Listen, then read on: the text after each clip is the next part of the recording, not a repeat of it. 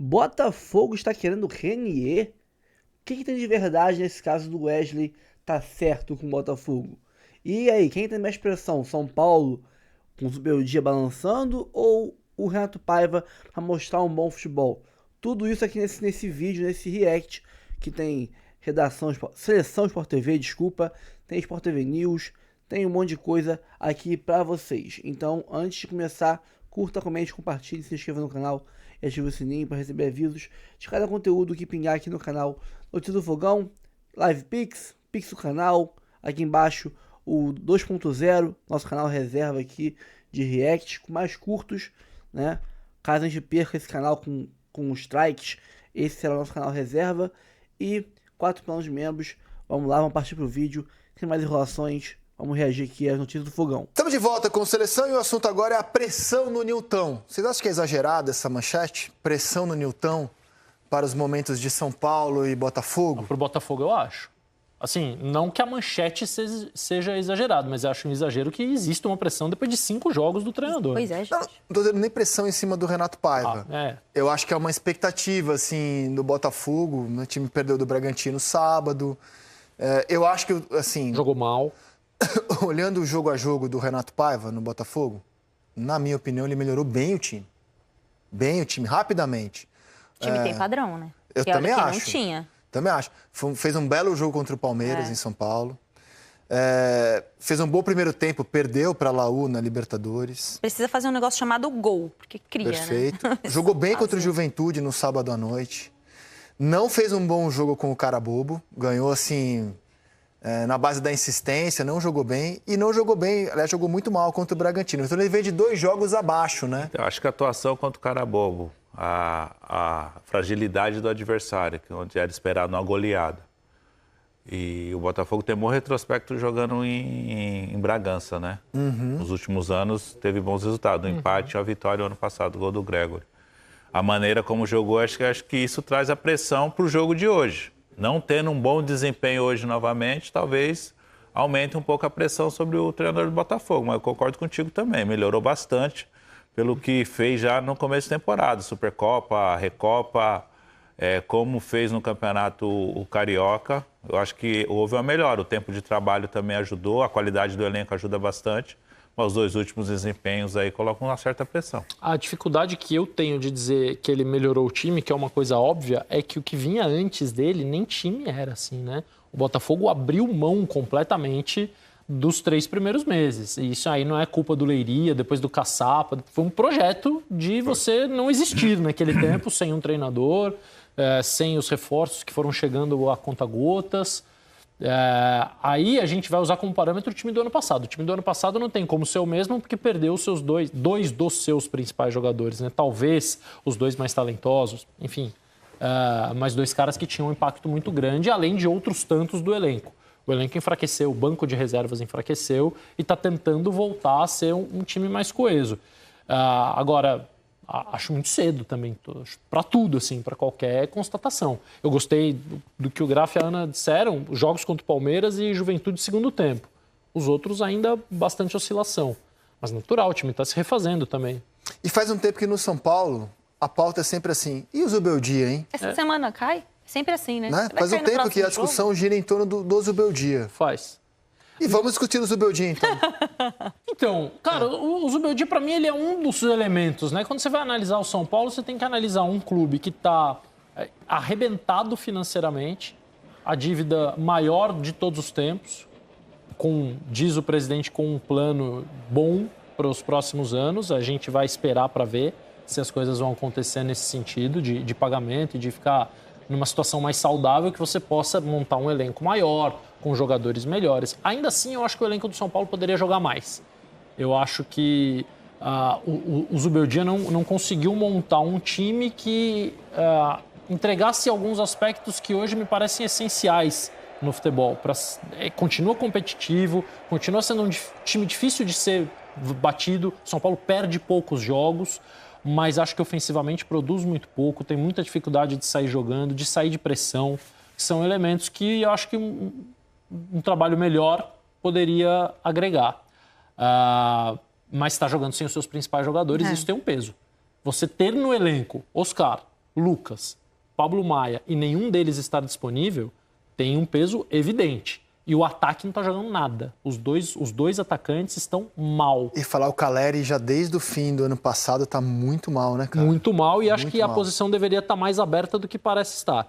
Não que o André Silva, quando entre, faça partidas exuberantes. Mas ele dá mais opção, né? Eu Contra o acho. Atlético Mineiro, por exemplo, no primeiro tempo, o jogo que você comentou. Eu acho. Só que ele finaliza abaixo do que o jogador da posição deveria finalizar também. Eu né? acho que a questão quando recebe a bola de costas, ele não tem tanta força como o Calleri. Mas mesmo as coisas que o Calleri fazia bem, ele já não vem fazendo bem há algum tempo. Concordo com você, tem um problema ali o São Paulo. Essa disputa tinha que estar aberta. O ataque do São Paulo não tem condição de roubar a bola lá na frente. Então o time é obrigado a construir de trás todas as jogadas. E quando tem que construir de trás, tem pouco repertório. Contra o Cruzeiro, passou o primeiro tempo inteiro dando bola num garoto que tem 7 jogos no time profissional. E uma diga. Desculpa, Rizek, rapidamente. Quando a gente estava conversando antes de entrar no programa, eu perguntei para o Zé, acho que eu comentei São Paulo e Cruzeiro no domingo.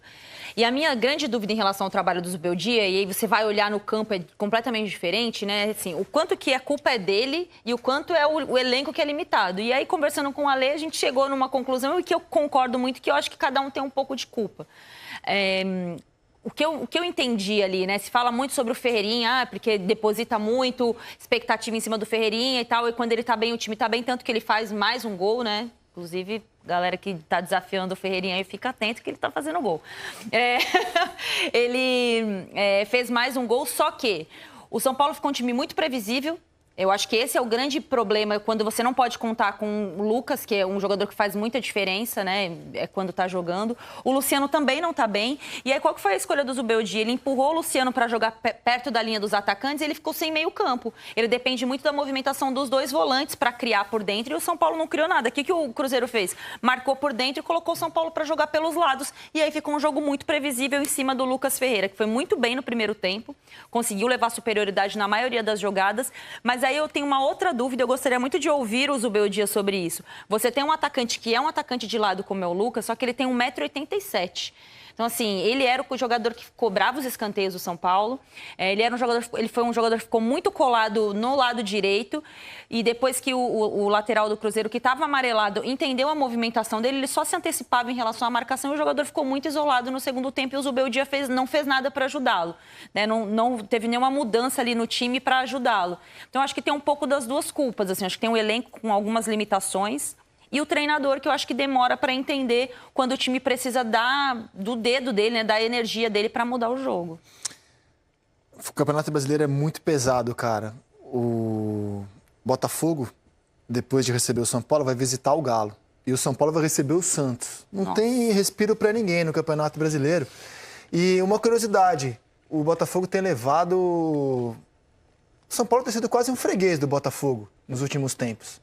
Nos últimos 9 jogos, são 5 vitórias do Botafogo, 4 empates. Caramba! Incrível, né? A eliminação do Libertadores do ano passado. Incrível. Talvez tenha sido que o São Paulo passou mais perto de vencer. Incrível como o Botafogo tem levado vantagem sobre o São Paulo. Aqui está a lista de 20 para cá. No Brasileirão de 20, 2 vitórias do Botafogo. Aí em 22, Botafogo ganha de novo os 2 jogos de Brasileirão. Em 23, empate no Morumbis. Vitória na primeira rodada, é o jogo que cai o Isso, Rogério. Exatamente. E vitória na primeira rodada, 2-1 do Botafogo. Isso. Aí 24, 2-2 e 0-0. E na Libertadores, 2 empates que levaram o Botafogo à final. E no ano passado, ano passado foi 2-2 e 2-1 Botafogo. O 2-2 foi um grande jogo. Foi. No primeiro turno do Brasileiro. Foi. O 2-1 São Paulo com time reserva. Os jogos da Libertadores foram Libertadores não, 1-0 Botafogo? Não. 2 empates. 2 empates. 2 empates. Por incrível que pareça, o Botafogo não fez gol naquele Newton Santos. O primeiro tempo poderia ter acabado 3-0. O Calleri teve chance também. Sim, foi 0-0 e 1-1. E o Calleri também teve chance muito clara. O Calleri teve a chance. Mas o São Paulo estava perdendo no Morumbi, né? Gol do Almada. Almada e o Calleri empatou no final de cabeça. Verdade. O Lucas perdeu pênalti. Você falou o nome que dá muita saudade no Botafoguense, né? Da Gatilho. Eu vou aumentar esse gatilho. Cara... Alerta de gatilho tem que entrar assim. Alerta de gatilho. O Luiz Henrique ter feito Eu não tô vendo os jogos do Zenit. Não consigo um tempo para ver jogo do Zenit inteiro. Mas vejo assim, as imagens, os gols que circulam pela internet. O Luiz Henrique tem feito cada golaço pelo Zenit. Bem parecido com o que ele fazia aqui, né? Oi? Levando para dentro e chapando. Foram né? 2. E os 2 golaços que ele fez, cara. 6 jogos, 2 gols e 2 assistências. Foi titular em todos os jogos. Atuou 90 minutos nos últimos 4 jogos. Tá finalizando pra caramba. E são imagens que o torcedor olha e fala, caramba, cara, que jogador que a gente tinha no ano passado. De fato, cara, o Botafogo tinha 2 jogadores muito especiais. Não vão voltar. Talvez o Almada volte no Mundial de Clubes. Será possível inscrever jogadores visando ao Mundial de Clubes. Isso se ele não for para o Atlético de Madrid. Porque fala-se que o sucesso que ele já tem hoje no Lyon vai levá-lo ao time do Simeone. Ele tem 14 jogos, 6 como titular, 2 gols, 2 assistências.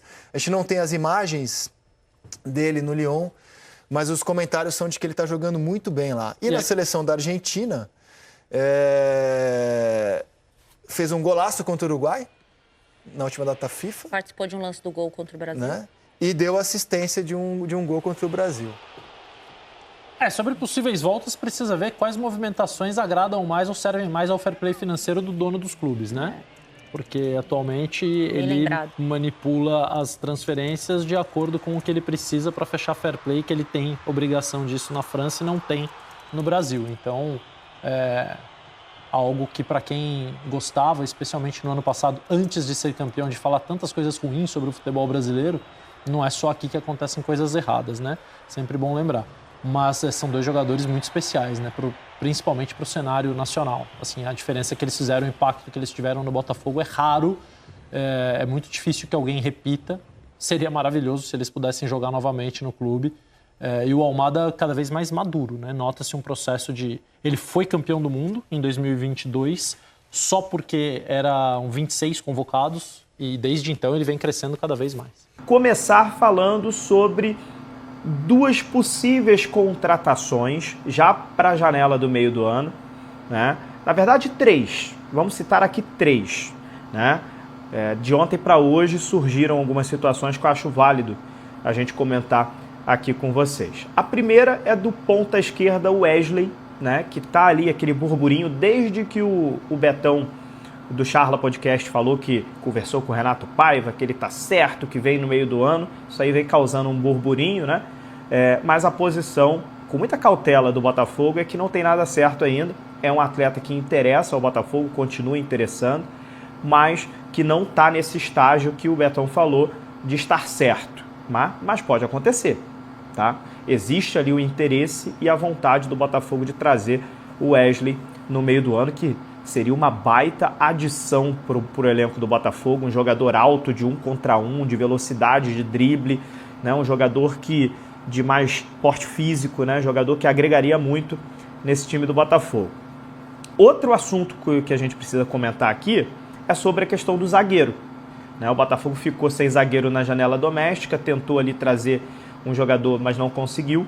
E o Botafogo perdeu o Bastos, pelo menos até o Mundial de Clubes. A gente não sabe como é que o Bastos vai voltar, se vai voltar bem, se não vai voltar tão bem assim, né? Então o Botafogo não quer arriscar, então está dentro dos planos do Botafogo trazer um zagueiro mais experiente também nessa segunda janela aí, que vai contemplar o Mundial de Clubes e também a janela para o segundo semestre de 2025. Inclusive, mais cedo, o Thiago Franklin até comentou sobre isso, sobre a questão do zagueiro. Acho importante a gente falar por aqui também. E por último, notícia do Bernardo Pinho, jornalista que também cobre o Botafogo, soltou essa lá no Twitter. O Botafogo fez uma sondagem junto com o Flamengo, Corinthians também fez a mesma sondagem, no Reinier, meia ofensiva. Atualmente ele está no Granada da Espanha, emprestado pelo Real Madrid. Realmente o Reinier não está se firmando na Europa, isso é um fato, mas para nível Brasil pode agregar. É um jogador bom para nível Brasil, mas que cada vez mais a gente está notando que para nível europeu talvez não funcione. Tem vários exemplos aí de jogadores que a gente já percebeu que na Europa não foi bem, mas no Brasil consegue jogar. E o Reinier vem tendo aí esses problemas, né? Não conseguiu se firmar no Real Madrid, não conseguiu se firmar em outros clubes, está no Granada da Espanha, é um time da segunda divisão espanhola, então assim, Acho que até para ele é melhor talvez ele voltar para o Brasil, se destacar, né? Pode ser uma boa vitrine para ele também, né? Então o Botafogo aí estaria no bolo desses clubes, digamos assim, interessados aí em contar com o Reinier, jogador, como eu disse, atualmente jogando no Granada da Espanha, tá? Então esses são os 3 assuntos assim sobre possíveis reforços no meio do ano que a gente queria comentar logo de cara nesse vídeo. O Wesley, acho um ótimo jogador, uma boa adição para esse elenco do Botafogo. Reinier, acho também que é um jogador, apesar da torcida do Botafogo não estar gostando muito, pelo menos os comentários que eu vi do Instagram, os comentários que eu vi do Twitter, a torcida do Botafogo não estava gostando muito do nome. Acho que para elenco é um jogador que pode sim ser uma boa aposta. O problema é que o Botafogo não pode ficar só nas apostas. Se o Botafogo trouxer um jogador mais consolidado e trouxer também o Reinier, acho que a torcida vai entender o movimento. Agora, se o Botafogo trouxer o Reinier, que é uma aposta, um jogador que não está se firmando na Europa, como solução para o meio-campo, aí eu já discordo totalmente do Botafogo. Então, se a gente olhar de formas diferentes, os contextos, a gente consegue analisar de uma forma também mais detalhada, né? E sobre o zagueiro, ainda não tem nome, né? Somente a vontade mesmo do Botafogo de trazer um zagueiro um pouco mais experiente. Vamos aguardar aí até o meio do ano para a gente ver quem o Botafogo vai decidir trazer. Cara, eu acho o Reinier um jogador que, assim como outros que vieram pro Brasil e viraram reis, né? Mas nunca jogaram porcaria nenhuma na Europa. Por exemplo, o Pedro. Por exemplo, o Gabigol. Por exemplo, a gente pode citar vários aqui que não jogaram nada na Europa, vieram pro Brasil, viraram reis. O Reinier é um tipo de jogador que eu acho que aqui no Brasil renderia muito sim. Pro nível nacional aqui, que é muito abaixo da Europa, ele tem condições de jogar, de ser útil pelo menos, né? Vale lembrar que vários jogadores que vieram para cá no passado não tinham espaço na Europa. Ano retrasado, não tinha espaço na Europa, vieram para cá, foram muito úteis. Então acho que vale a pena. É um jogador, uma posição carente nossa, que são as pontas e o meio, a criação do time. Então pode ser uma boa opção para agregar na criação do Botafogo e até melhorar ali a pontaria também no ataque. Pessoal, fico por aqui. Curta, comente, compartilhe, se inscreva no canal, ative o sininho, Live Pix, Pix do canal 2.0, canal reserva aqui do Notícia do Fogão. E vamos pra cima. Amanhã tem Botafogo e São Paulo, no horário ridículo, 6h30 da tarde. Mas fazer o que? É CBF, né? Fico por aqui, um abraço a todos, até o próximo vídeo, valeu!